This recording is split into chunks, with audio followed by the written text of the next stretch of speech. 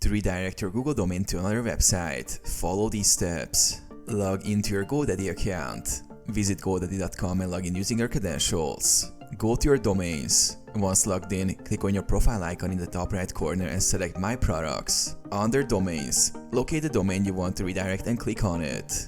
Access DNS settings. In the domain settings, scroll down to the Additional Settings section. Click on Manage DNS to open the DNS management page. Set up domain forwarding. On the DNS management page, look for the forwarding section. Click Add next to domain to create a new forwarding rule. Enter destination URL. In the Forward to field, enter the URL of the website you want to redirect your domain to. Choose the forwarding type. Permanent for a permanent redirect.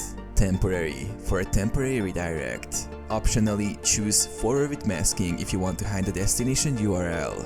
Save changes. Click Save to apply the redirect.